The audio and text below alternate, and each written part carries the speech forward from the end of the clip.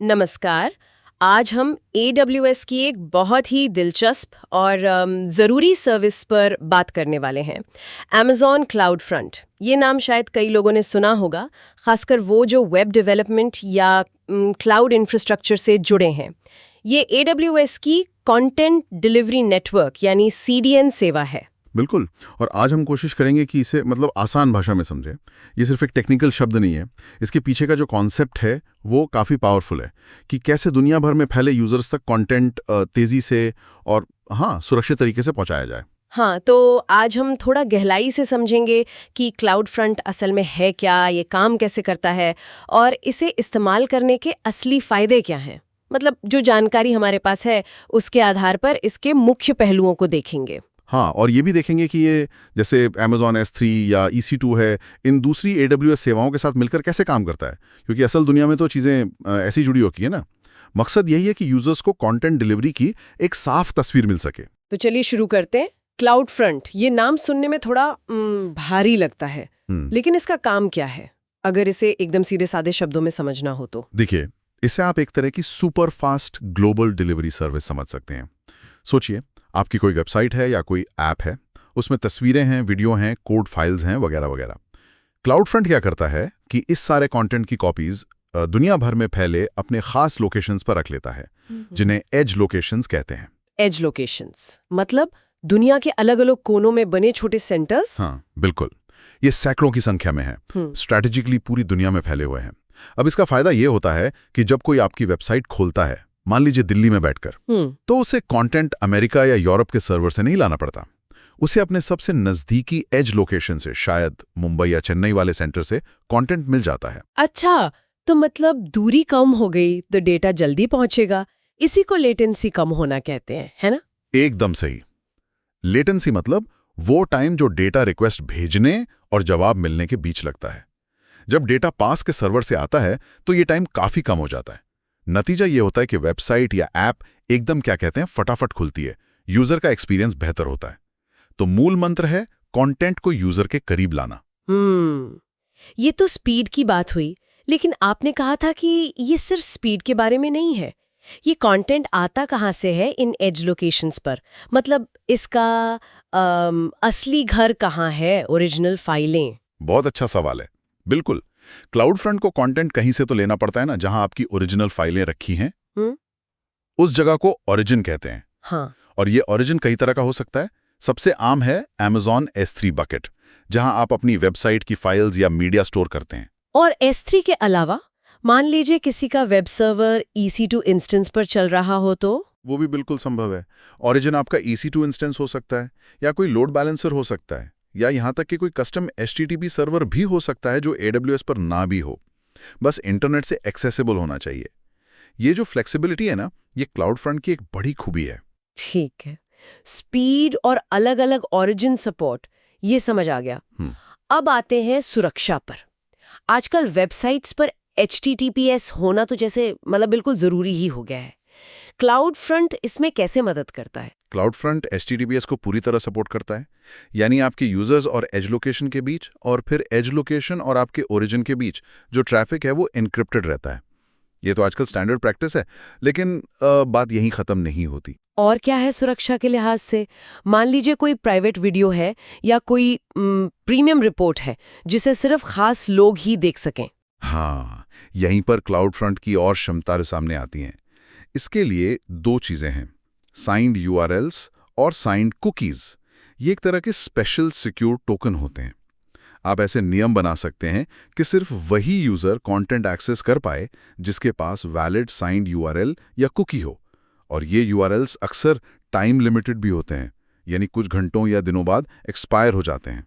वाह, तो मतलब कंट्रोल हमारे हाथ में रहता है कि कौन हमारा कंटेंट देखे और कब तक। ये तो पेड कंटेंट या इंटरनल डॉक्यूमेंट्स के लिए बहुत काम का होगा। बिल्कुल। और एक और बड़ा खतरा है आजकल DDoS अटैक्स, यानी डिस्ट्रीब्यूटेड डिनायल ऑफ सर्विस हमले, जो आपकी वेबसाइट या एप्लीकेशन को एकदम ठप कर सकते हैं। हाँ, ये तो बहुत सुनने में आता है। क्या क्लाउड फ्रंट इसमें भी कुछ करता है? देखिए, सीधे तौर पर क्लाउड फ्रंट खुद DDoS प्रोटेक्शन सर्विस नहीं है, लेकिन ये AWS शील्ड के साथ बहुत गहराई से जुड़ा हुआ है। AWS शील्ड स्टैंडर्ड जो है वो सभी AWS ग्राहकों को बिना किसी एक्स्ट्रा चार्ज के मिलता है और ये आम नेटवर्क और ट्रांसपोर्ट लेयर डीडोस हमलों से बचाता है। क्लाउडफ्रंट का इस्तेमाल करने पर यह सुरक्षा अपने आप मिल जाती है। अगर आपको और एडवांस सुरक्षा चाहिए तो AWS शील्ड एडवांस्ड भी है। तो क्लाउडफ्रंट एक तरह से आपके ओरिजिन सर्वर के सामने एक कवच का काम भी करता है। कमाल है। तो स्पीड, फ्लेक्सिबिलिटी, एक्सेस कंट्रोल और डीडॉस हमलों से बचाव भी। अब सवाल उठता है कि इसे इस्तेमाल कब करना सबसे सही रहता है। क्या हर वेबसाइट को क्लाउडफ्रंट चाहिए ही चाहिए? जरूरी नहीं कि हर वेबसाइट को चाहिए हो, लेकिन हाँ, कई स्थितियां हैं जहां यह बहुत फायदेमंद होता है। हमने जो जानकारी देखी है उसमें कुछ आम उपयोग के मामले साफ दिखते हैं। पहला, स्टैटिक वेबसाइट एक्सेलरेशन। अगर आपकी वेबसाइट में बहुत सारी स्थिर चीजें हैं जैसे images, CSS files, JavaScript files और आपके यूजर्स दुनिया भर में फैले हैं, तो क्लाउडफ्रंट उनकी लोडिंग स्पीड काफी बढ़ा सकता है। दूसरा, वीडियो स्ट्रीमिंग।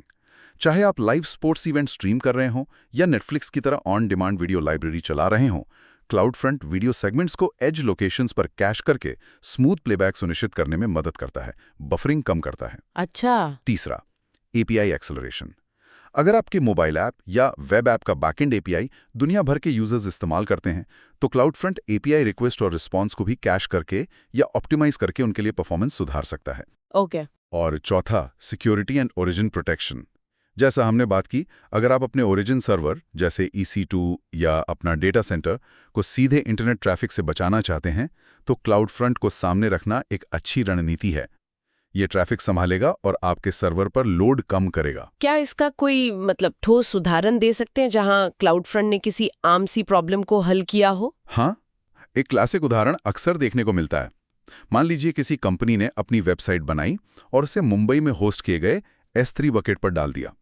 अब भारत में तो वेबसाइट तेज खुल रही है, लेकिन अमेरिका या यूरोप के यूजर शिकायत कर रहे हैं कि भाई बहुत धीमी है।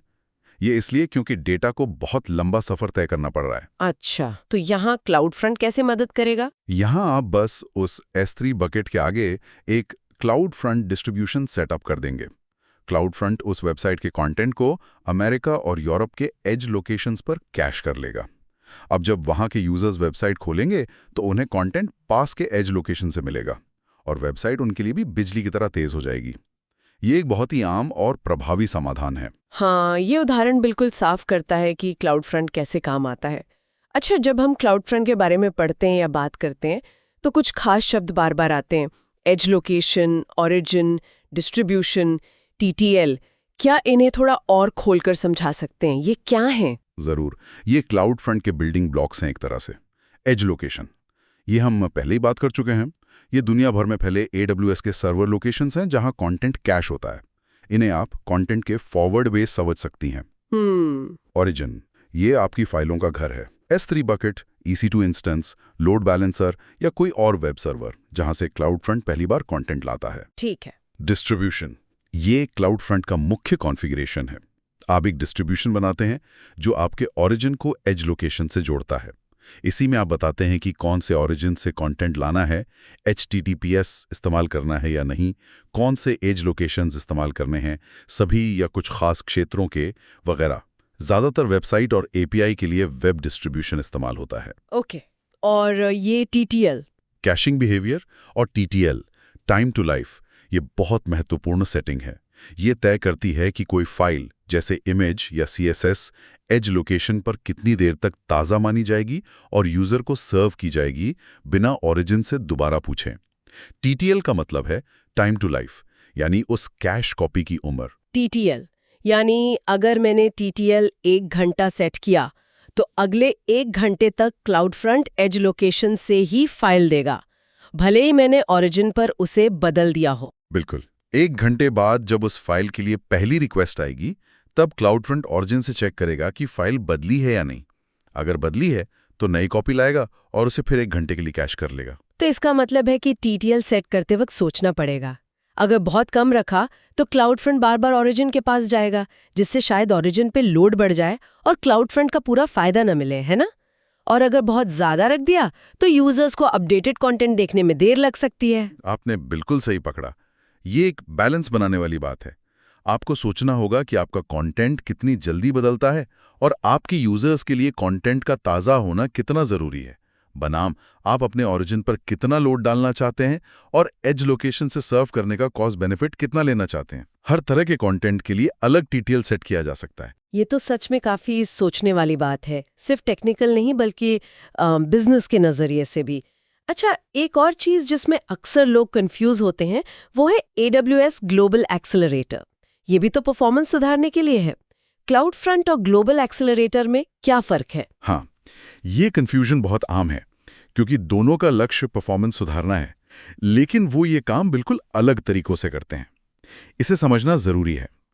क्लाउड फ्रंट, इसका मुख्य हथियार है कैशिंग। ये कंटेंट मतलब HTTP, HTTPS वाला कंटेंट जैसे web page, image, video, API response को यूजर के नजदीकी एज लोकेशन पर कैश करता है। फोकस कंटेंट डिलीवरी पर है। ठीक है। ग्लोबल एक्सेलरेटर ये कंटेंट को कैश नहीं करता। इसका काम है नेटवर्क रूटिंग को ऑप्टिमाइज करना। ये आपके यूजर के ट्रैफिक को इंटरनेट के बजाय AWS के अपने तेज और भरोसेमंद ग्लोबल नेटवर्क पर ले आता है। अच्छा। और उसे आपके एप्लीकेशन एंड पॉइंट जैसे EC2, लोड बैलेंसर, EKS तक सबसे बढ़िया रास्ते से पहुंचाता है। अच्छा। ये नेटवर्क लेटेंसी और जिटर कम करता है, खासकर TCP और UDP ट्रैफिक के लिए। अच्छा। जो गेमिंग, वॉइप या IoT जैसे एप्लीकेशंस के लिए महत्वपूर्ण है। अच्छा, तो इसे ऐसे याद रख सकते हैं, CloudFront is equal to content की कॉपी पास में रखना, कैशिंग। बिल्कुल सही। Global accelerator is equal to application तक पहुंचने के लिए सबसे तेज सड़क देना, नेटवर्क रूटिंग। बिल्कुल सही, एकदम सही तरीका याद रखने का। Cloud front web content delivery के लिए है, जबकि global accelerator application and points के लिए नेटवर्क परफॉर्मेंस और उपलब्धता बढ़ाता है। बिल्कुल सही। दिलचस्प बात यह है कि आप चाहें तो दोनों का साथ में भी इस्तेमाल कर सकते हैं। अच्छा। दोनों साथ में। हाँ, जैसे ग्लोबल एक्सेलरेटर ट्रैफिक को तेजी से सही AWS रीजन तक लाए और फिर उस रीजन में क्लाउड फ्रंट कंटेंट को एज लोकेशन से सर्व करे। ये जानना तो वाकई दिलचस्प है कि ये साथ में भी काम कर सकते हैं। चलिए कुछ और उदाहरण देखते हैं कि क्लाउड फ्रंट कहाँ फिट होता है। मान लीजिए एक ई-कॉमर्स कंपनी है, वेबसाइट S3 पर है, दुनिया भर से ग्राहक आते हैं, लेकिन यूरोप के ग्राहक धीमी स्पीड की शिकायत करते हैं। यहाँ समाधान साफ है, S3 के आगे क्लाउड फ्रंट लगा देना। हाँ, एकदम सीधा मामला है, क्लासिक यूज केस। अब सोचिए एक मीडिया कंपनी है, HD मूवीज ऑनलाइन स्ट्रीम करती है। वो चाहते हैं कि सिर्फ जिन्होंने सब्सक्रिप्शन लिया है वही मूवी देख पाएं। यहाँ क्या करेंगे? यहाँ क्लाउड फ्रंट स्ट्रीमिंग के लिए तो इस्तेमाल होगा ही, साथ में एक्सेस कंट्रोल के लिए साइंड URLs या साइंड कुकीज का इस्तेमाल किया जाएगा। इससे पक्का हो जाएगा कि सिर्फ ऑथराइज्ड यूजर ही स्ट्रीम कर सकें। और एक आखिरी स्थिति, एक फाइनेंशियल कंपनी का एक प्राइवेट API है जिसे सिर्फ उनके पार्टनर बैंक ही इस्तेमाल कर सकते हैं। यहाँ भी क्लाउड फ्रंट काम आ सकता है। बिल्कुल, यहाँ भी क्लाउड फ्रंट को API गेटवे या आपके API सर्वर के आगे लगाकर साइंड URLs या कुकीज से एक्सेस कंट्रोल किया जा सकता है, ताकि सिर्फ अधिकृत पार्टनर ही API कॉल कर सकें। साथ ही ये API पर आने वाले लोड को संभालने और DDoS से बचाने में भी मदद करेगा। इन उदाहरणों से ये बात एकदम साफ हो जाती है कि क्लाउड फ्रंट सिर्फ स्पीड बढ़ाने वाला टूल नहीं है, बल्कि ये कंटेंट डिलीवरी में सुरक्षा और कंट्रोल की एक अहम परत भी जोड़ता है। ये वाकई एक मल्टीटास्कर है। सही कहा, यह आपके ओरिजिन को बचाता है, कंटेंट एक्सेस को नियंत्रित करता है और सबसे बढ़कर दुनिया भर के यूजर्स को तेज अनुभव देता है। तो अगर हम इस पूरी बातचीत का निचोड़ निकालें तो मुख्य बातें क्या हैं? एज लोकेशंस यानी यूजर के पास कैश, ओरिजिन यानी कंटेंट का असली घर, डिस्ट्रीब्यूशन यानी डिलीवरी का सेटअप और TTL यानी कैश की उम्र। संक्षेप में CloudFront is equal to तेज कंटेंट प्लस मजबूत सुरक्षा। बिल्कुल। और फैसला करते समय कुछ सवालों के जवाब ढूंढने चाहिए। क्या दुनिया भर की यूजर्स के लिए आपकी साइट या ऐप धीमी है? क्लाउड फ्रंट पर विचार करें। क्या आपको बड़ी फाइल्स, वीडियो या APIs तेजी से और भरोसेमंद तरीके से डिलीवर करनी है? क्लाउड फ्रंट इसमें माहिर है। क्या कंटेंट की सुरक्षा, एक्सेस कंट्रोल या DDoS से बचाव आपकी प्राथमिकता है? Cloud front signed URLs, cookies और शील्ड इंटीग्रेशन के साथ ये सब दे सकता है। और हमेशा याद रखें, क्लाउड फ्रंट का मुख्य काम है कैश करना, जबकि ग्लोबल एक्सेलरेटर का मुख्य काम है नेटवर्क ट्रैफिक रूट करना। अपनी जरूरत पहचान कर सही टूल चुनें। तो ये थी Amazon क्लाउड फ्रंट पर हमारी आज की बातचीत। हमने समझा कि कैसे एज लोकेशंस पर कैशिंग और सुरक्षा फीचर्स का इस्तेमाल करके कंटेंट डिलीवरी को बेहतर बनाता है। हाँ, हमने इसके जरूरी हिस्सों, इस्तेमाल के तरीकों और ग्लोबल एक्सेलरेटर से इसके फर्क को देखा। अब यहाँ एक सोचने वाली बात यह है जो शायद यूजर्स अपने प्रोजेक्ट्स के लिए सोच सकते हैं कि किसी भी प्रोजेक्ट के लिए वो जो कैशिंग पॉलिसी है, जैसे TTL कितना रखें और सुरक्षा उपाय जैसे साइंड URLs जरूरी हैं या नहीं, इनके बीच वो सही तालमेल, वो बैलेंस कैसे बिठाया जाए। क्योंकि एक तरफ आपको कंटेंट ताज़ा रखना है, यूजर्स को तेज अनुभव देना है, वहीं दूसरी तरफ ओरिजिन का लोड और कॉस्ट भी देखनी है और सुरक्षा भी पक्की करनी है। ये संतुलन खोजना ही असल चुनौती और कला है, और हर प्रोजेक्ट के लिए इसका जवाब अलग हो सकता है। ये वाकई एक अहम सवाल है जिस पर अमल करने से पहले विचार करना जरूरी है। इस पूरी जानकारी के लिए आपका बहुत बहुत शुक्रिया। उम्मीद है इसे सुनने वालों को Amazon क्लाउड फ्रंट के बारे में एक स्पष्ट और उपयोगी समझ मिली होगी।